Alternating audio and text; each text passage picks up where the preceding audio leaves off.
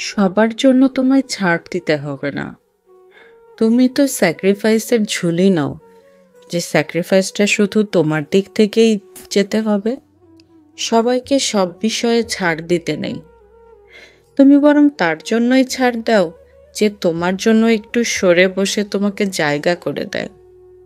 আর যার তোমার দিকে ঘুরে তাকানোরও সময় নেই, তার দিকে চোখ তুলে তাকিও না। প্রস্থান করো তখনই।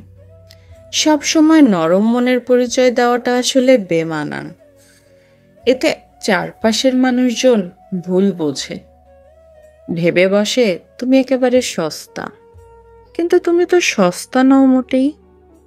তুমি শুধু অপরেরটা চিন্তা করতে গিয়ে মানুষের ভুলের শিকার হয়েছ।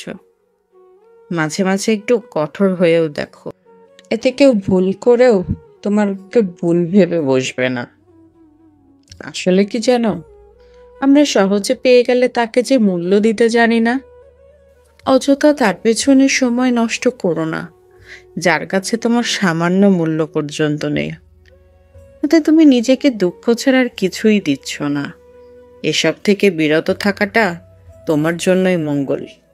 তুমি বরং নিজের চলনটা সুন্দর করো, নিজের পথটাকে মসৃণ করতে সময় দাও।